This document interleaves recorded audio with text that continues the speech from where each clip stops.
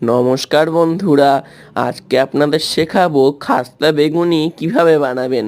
অনুষ্ঠান বাড়ির মতন বেগুনি বানাতে প্রথমে বেগুনগুলো এইভাবে বড় বড় করে স্লাইস স্লাইস করে কেটে নিয়ে তাতে নুন আর হলুদ ভালো করে মাখিয়ে নিতে হবে।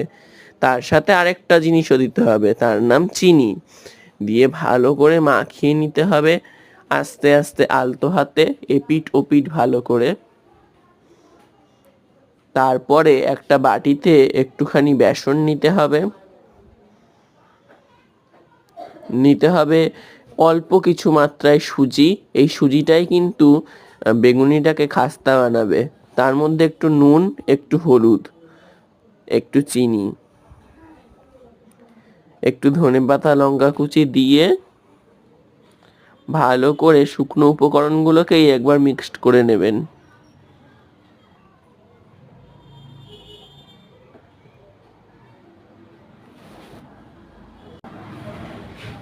তারপর জল দিয়ে এটার কনসিস্টেন্সিটা মেনটেন করতে এরকমভাবে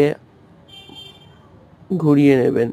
তারপর আধ ঘন্টা পরে বেগুন থেকে সব জল ছেড়ে গেলে ওই ব্যাটারটা দেখবেন অনেকটা ফুলে উঠেছে, কারণ ব্যাটারের মধ্যে দেওয়া ছিল সুজি। এবার ব্যাটারটা আরেকবার ঘুরিয়ে এরকমভাবে নিয়ে ব্যাটারের ঘনত্বটা যদি এরকম থাকে তাহলে বুঝবেন সব ঠিক আছে। এবারে বেগুনিগুলোকে একে একে দিয়ে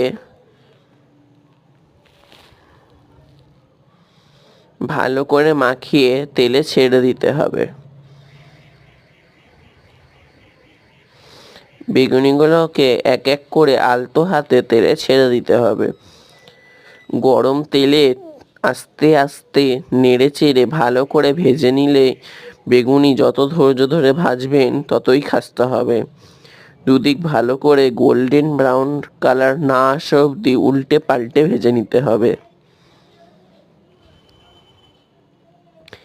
এবার সময় বেগুনগুলোকে তোলার। দেখুন একটা একটা করে বেগুনি আমরা এই প্লেটের উপর তুলে নিলাম। বর্ষার দিনে খিচুড়ির সাথে হোক বা এমনি ডাল ভাতের সাথে বেগুনি কিন্তু সবসময় খেতে ভালো লাগে, কিংবা মুড়ি চানাচুরের সাথে খেতেও যে অসাধারণ লাগে সেটা তো আর বলার কোনো প্রশ্নই থাকে না।